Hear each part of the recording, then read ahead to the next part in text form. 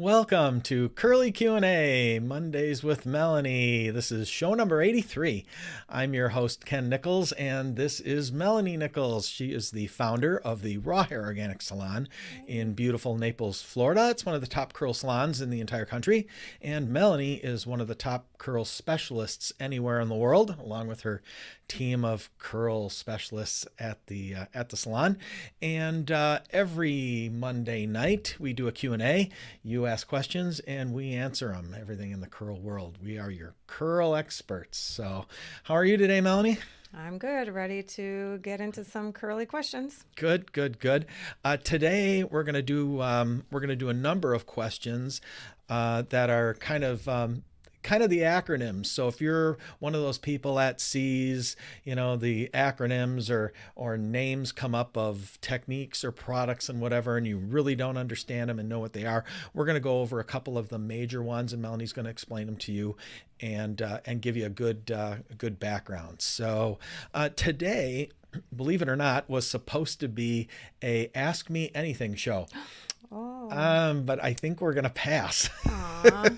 We got, I think we'll probably do it next week. I had asked for some Ask Me Anything questions, and I did, and I've been, ever since we started that once a month, the Ask Me Anything, we've gotten questions that are pretty good and pretty inquisitive and stuff that I felt really comfortable answering. And we got a couple this week that I just wasn't. I wasn't, it's, you weren't comfortable answering? I don't, I don't. I think they were, there were ones I probably needed to go over with you, first, but we could, I could throw one in, I might throw one in as we get through the questions here and do that. So, you got a fun fact for us this week? Any fun facts? Let me think. How's your mom doing? How's my mom doing? My mom is doing much better than the last time that I talked about it, or when I saw her a month ago. Mm-hmm. She's up and walking with a walker, and she was more her normal personality, which is bubbly, cheery, positive, dancing, bopping to music. Not, wincing and screaming in pain, even though she has a new fracture in her left rib, which is so typical of my mom. That's the normal person that I know, where she has such a high pain tolerance. But however, she is getting ready to go back into the hospital for another month. So you're going to go visit her for a couple of days, huh? I am. So this will be round 2, and we're going to find out whether she's going to be receiving the stem cell transplant or not. So overall, she seems better, but this is going to be an ongoing process. She has a very aggressive form of cancer. So we're going for round 2, and she will be back in the hospital for a month. Great. Just keep her in your thoughts and prayers. We'd appreciate that. And that's not very fun. No, that wasn't That fun. wasn't a fun fact. So, but it was good. It was good information. That's kind of an Ask Me Anything, right? How's your mom, right? That's Yes. Ask Me Anything. So there's one of your questions. So we kind of did it. Oh boy. So all right. So let's get into some questions. And like I said, we're going to talk about some of the common acronyms and things like that. Did you want to talk about? You said you had something. You had a little something else in your package over there. Do you want to bring that out and talk about that or no? No, that was it. Oh, that was it? I thought you said Just there was the pillow and something the else clips. was in there. Oh, okay. All right. We're good. Okay. Yeah. I just wanted to check and make sure because I didn't want to miss anything. Nope. All right. Okay. So let's get into a couple of questions. So, Melanie, what is Pixie Diffusing? And can you give us a description of what it is and why you would do it and when you would do it? And Pixie Diffusing. Pixie diffusing is another form of diffusing curly hair. So it's used to, not ruffle the hair, trying to avoid frizz. So Basically, you leave the hair really wet, put your products in, and then it's kind of a slow process, like you're flipping your head over and then diffusing in one spot, and then with a higher heat, and then turning the blow dryer off and letting the curl set, and then you move to the next spot and you do the same thing. So you're holding it in one spot at a higher heat, then you turn it off, let the curl, dry and set. So it's a little bit of a slower, longer process meant to keep the hair from frizzing and try to, lock in that curl. Is Pixie Diffusing something that all curly girls and curl types would use, or is it specific to, or would it benefit certain curl types more than others? Well, diffusing in general is going to be for your like wavy to swavy hair to, I would say just the beginning of, type threes. So like 2A, 2B, 2C, 3A-ish? Yeah. Yeah, like Once that. you start getting into 3B, C, 3Bs can benefit as well. But once you get into like 3Cs and 4s, they're typically like air drying. They're not really diffusing the hair. So, but as far as within those subcategories, it's just a personal preference. Just a personal preference? It's Okay. just another technique. Okay, good. It's not one I have to say that we use in the salon because that would take a really long time. And so that is not a method that we typically are using on our clients in the salon. We just do the standard. I like to air dry or sit under the hooded dryer so that the hair is 50 to 80% dry. And then we just diffuse for the last 5 minutes or less. Okay. Okay. We call it fluffing and puffing. Fluffing and puffing. Okay, cool. I got another one here. Melanie, what does it mean to quote unquote refresh? Is it just a matter of re-wetting your curls and adding more product? So refreshing, we see that discussed a lot. What does it mean? What is it? Well, refreshing is just refreshing the curls. So it's in between washes. So for me, I don't re-wet my hair when I refresh. So there's different methods again. So, it's not a one size fits all. Some people find that they do like to, that's more to me of a co-wash when you're wetting the hair, conditioning it, and then, restyling it. But refreshing, you can use just a spray, light leave-in conditioner just to moisten the curls and reset them, reshape them. That's what I use it for, to just kind of calm down any frizz after I slept on my hair. So for second, third, or fourth day hair or more, if you go more than that, that's the type of refreshing that I usually do. But How do you usually do it exactly?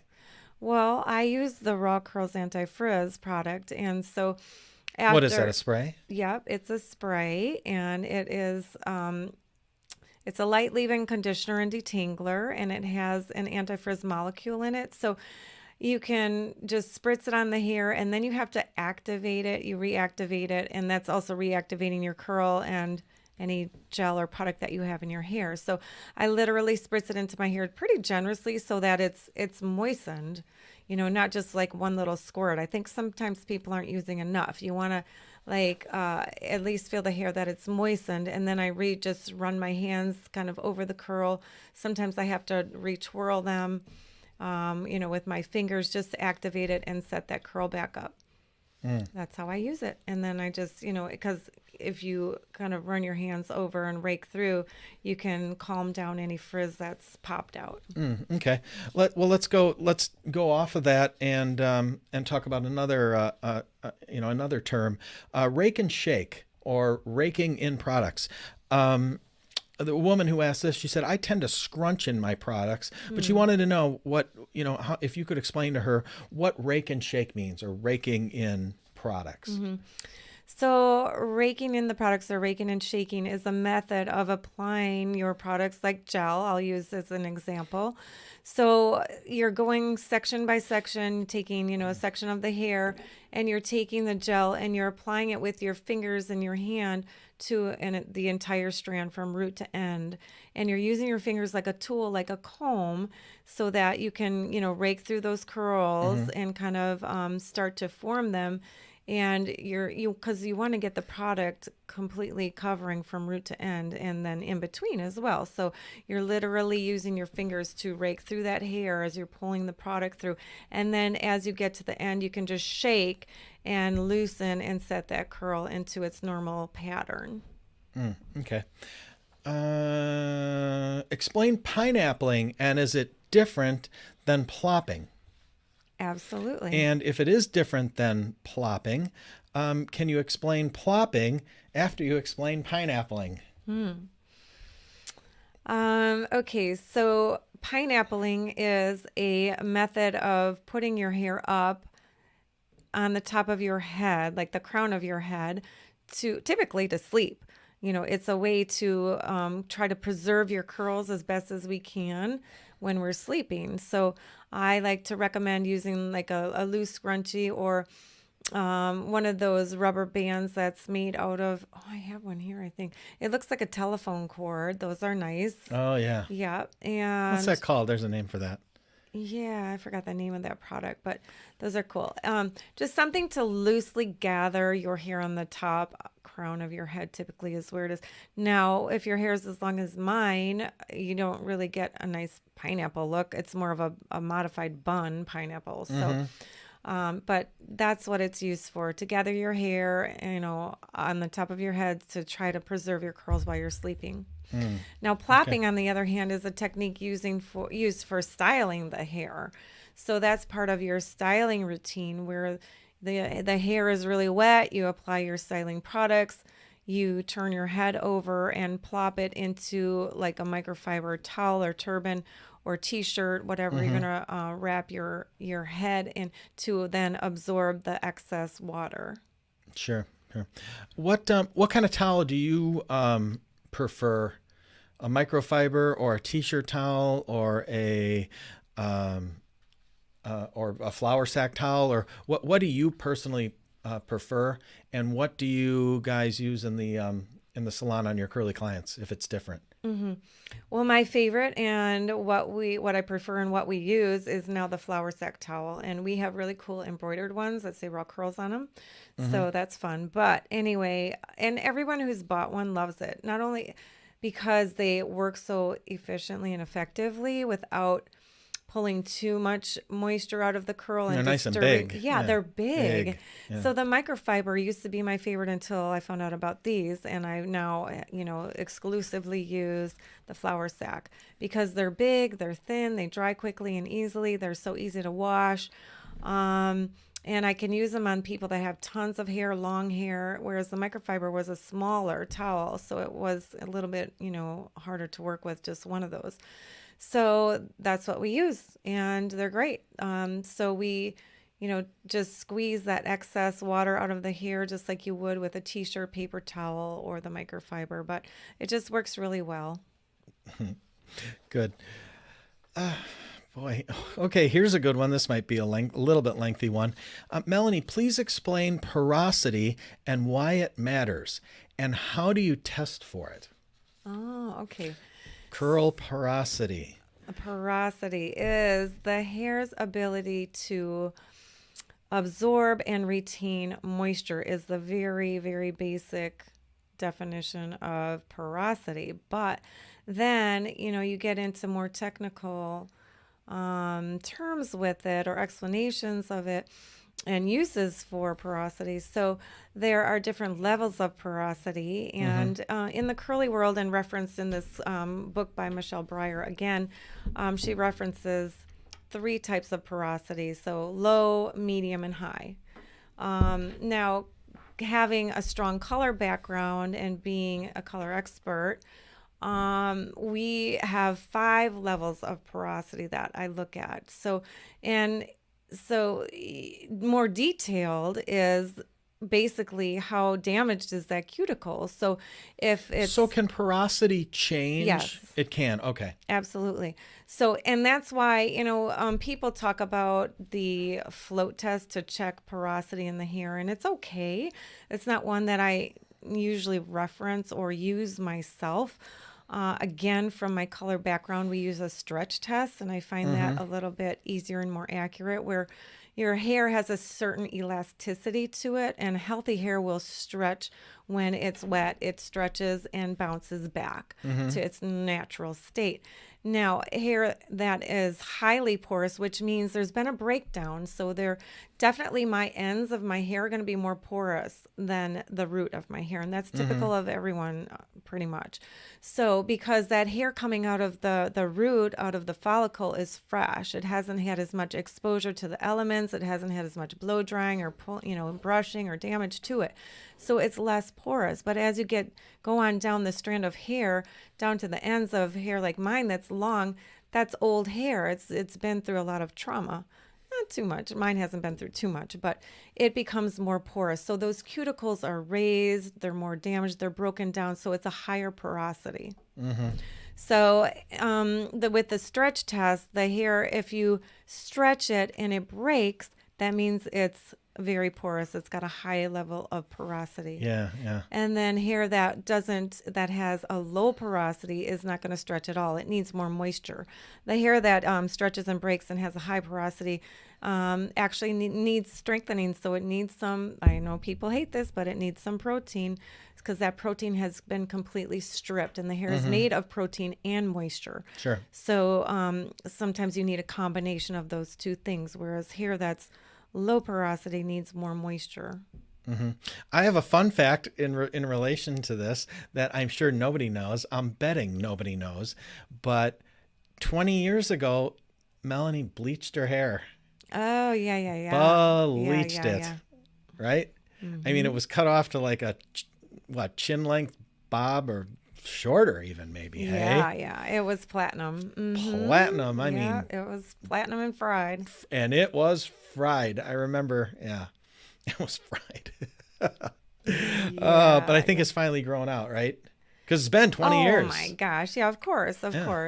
Or because I want to say that happened in about 98, 99.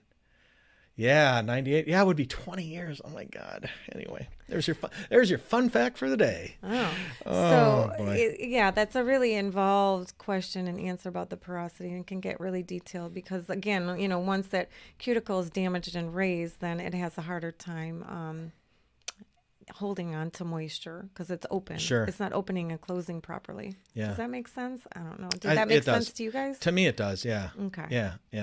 I'm going to throw a little commercial in while I'm thinking of it here. Oh. That's kind of a commercial. For those of you who are new to our show, we broadcast this live, and you can check us out live either on Facebook in the Curly Girl Support Group, which is a 50,000 member roughly group where you can get curly hair support. And we monitor that group. Our girls at the salon do, and we do as well, and help answer questions. But it's a really good group, really friendly group, and a very well moderated group. So we keep the negativity out of there, and you can get a lot of value from that. We also broadcast live on Instagram every week, and we also, in addition to that, do a daily Curly Q&A question of the day on Instagram TV, on our Instagram TV channel. And so you can check us out there, and you get little bite-sized, little 1 to 3 minute long Q&As. You ask questions and we answer them. So I just wanted to throw that in there. Now Can I comment on that? Go ahead. Oh, yeah. So the whole idea of doing this show and forming our curly groups is to support people with curly hair. There's lots of questions. There's lots of misinformation. So, Sure. So we're trying to help clear all that up and help support and give tips on, transitioning from straightening your hair to wearing it curly. So we're counseling you along the way how to get your curls to look their best, and whether that's, styling or coloring. So, and it's just a lot of support working with the curls. Yeah. And another thing that I'm going to bring up, and this is going to start next week. we thought we'd do it this week. It's not going to work out. We're going to do it next week. But we're also going to be doing another curly Q&A on Wednesday. So we'll have 2 half-hour shows a week instead of just the Mondays with Melanie. And the other one is going to be more of a Q&A with guests. And I actually have 2 guests lined up now already, and we're going to start them next week, Wednesday. And I'm not exactly sure that of the time yet. Yeah, we're shooting at midnight. Shooting at midnight when I'm done working. Right, exactly. But yeah, we got a couple of really interesting guests, and one of them that's going to be coming on here in the next couple of weeks is the woman who created the Rizos cut. So a lot of guys and girls in the group talk about that, and it comes out of one salon out of New Jersey, and we had reached out in another one of our groups for curl stylists, and their salon got back to me and said, hey, we'd like to come on your show and talk about what we do. And we said, yeah, we'd like that. So it's going to be fun. So we got a couple of good ones coming up. I'm not going to tell you about any of the other ones. So let's go into some more of these acronyms. Melanie, can you describe what is a Lowpoo, what is a no-poo, and what's the difference? Okay. So a no-poo is more of a conditioning wash, we'll call it. So a no-poo is going to be something that you use to cleanse the hair that doesn't lather. So that's why they're calling it no-poo, like no shampoo. So it's more of cleansing your hair with a conditioning type product. So there's a lot of different companies that carry their own type of no-poo. Is that what I don't think everyone's calling that. Isn't that trademarked by Diva? Yeah, it may very well be, but in conversation, it's kind of like Kleenex, I mean, nobody's saying, would you hand me some facial tissue? They're saying, hand me some Kleenex. You probably are. I do, because I think of that stuff. But anyway. Well, okay, so... Tito, get me a tissue. Oh, God. Jermaine, stop teasing. So that is basically what a no-poo is. So it's a cleansing conditioner that doesn't lather. So, that the whole point of it was to be more gentle and moisturizing on the hair, not to strip it of its natural nutrients and moisture. Okay. And a Lowpoo is going to be a step up from that. So it's going to be still a low pH, but have a slight lather to it. So it's going to be sulfate free. That's the big thing, Sure. that a lot of cleansers and that we talk about as far as being curly girl friendly, we're looking for sulfate free, because sulfates are actually the devil. Yeah, sulfate. No, they're not the devil, but they're detergents. Right. So, and they're stronger detergents, and they strip the hair. So the Lowpoo is just meant because some people just need a little bit more of a lather, but is still a sulfate-free product. So, in fact, you could consider the Raw Curls brand cleanser to be a Lowpoo, because it's all sulfate-free. There's no sulfates. There's nothing in there that's going to strip the hair. It's very, very moisturizing. We just use other ingredients that you're able to cleanse the hair with, but gently. It's got a very low pH. So it's, and that we've had that question come up with the Raw Curls cleanser. If there's a lot of buildup on the hair, people using silicones, is that going to be enough to strip it out? And I always say, actually, no, it's not, because it's not stripping to the hair. And that's exactly why I love it, because you have a really great luxurious lather, but it's still a low pH and it's not stripping. It's very moisturizing. And nourishing. This we've talked about before on a previous show. That's something that that you could use as well, right? It's the Malibu Sea Undo Goo. Well, that's used to clarify, so that's a whole different question. Right. Well, yeah. Right. We're talking about Lowpoo and no-poo. I know. I was bringing it. Never mind. That's poo-poo. That's poo-poo. Right. I was gonna take that in another direction. I think we'll stop. Hey, how are we, Rhett? How are we doing on time? 24 minutes. Ooh. 24 minutes. Keep going. Oh, let's see how many I can jam in 40. 20, Did I answer all of that question? I forgot. Yeah, Lowpoo and no-poo. Yeah. All right, let's get a couple more in if we can. That'll mean one. Oh boy. Okay. Melanie, please explain the praying hands method. What is it? What's it used for? Oh, it sounded like you were going to keep going. No, that's it. Okay. So the praying hands method is a technique of applying product to the hair. So like your gel or your creams or your mousses. So this isn't a technique you guys use when a new client comes into the salon. Well, it can be. It can be when we run in the back room and pray, put our hands together and pray for Right. good curls and hope that it comes out. That happens. It happens. Yeah. But no, this is referencing a technique of applying product to the hair. So you are putting like your gel in your hands, in your palms of your hands, and then you're putting them together over a group of hair, and then running your hands down the strand of hair. So it's like, What's the reason for it? well, you're smoothing down the cuticle as you're applying the gel. So, we always talk about getting product from root to end. So you can get your fingertips up there. Make sure you got plenty of product on your hands, and then smoothing down the cuticle as you run down the strand of the hair, applying your gel or your cream or your mousse, whatever you're styling your hair with. Sure. Is that technique good for all curl types or just specific curl types? That can be good. That can be used for all curl types. Be used for all curl types? Yep. Okay, cool. Wonderful. Okay. One other thing I want to throw in there for those of you who've been with us for a couple of months, you who probably remember about 2 months ago or so, maybe even a little longer than that, we did the biggest giveaway in the curly world ever, and that was we gave away a day of curls trip, all expense paid trip to the Raw Hair Organic Salon in beautiful Naples, Florida, and for the full curl treatment. And we fly you in, Melanie and her girls give you a full day, and then we fly you back that night. And the winner of that contest, we drew, it's got to be over a month ago already now. We drew the winner, and that winner was Misty Richmond from somewhere in the middle of nowhere in Ohio. And she is coming down to the salon on Saturday, September 22nd.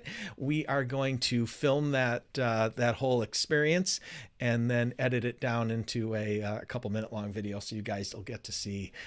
You'll get to see that whole thing. I think we were talking about this earlier before. I think it's going to be a lot of fun to see the finished product of of how that all goes. And I think what we'll do, hang out on our Instagram and our Facebook page and our group, and we'll probably do little snippets throughout the day so you can see how that all goes. But that's pretty exciting. I'll have my little pillow for Misty because she's gonna be tired. She's gonna be tired. My little mini pillow. She's got to leave for the airport like 3 a.m.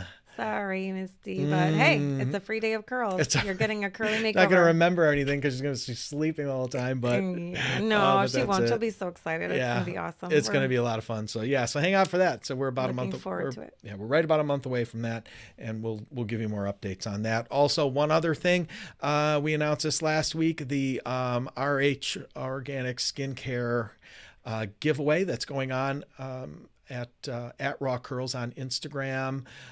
Check that out. You'll see the link in the bio section about that. We're giving away $1,000 worth of our organic products, and you can check that out. I won't go into all the details like I did last week, but yeah, go to the Instagram account. You'll see that. So anyway, all right, let's wrap it up for today. You got any final thoughts you want to throw in? I don't think so. No. I think my brain's been picked. Yeah, I think that's it. So great. Thanks for joining us. We'll see you next week, and make sure get your questions in early, I should say, whether it be by private message on our Instagram post here. You can leave those questions or in our Facebook group, the Curly Girls Support Group. Get your questions in, and you ask them and we'll answer them. So we'll see you next week. Thanks.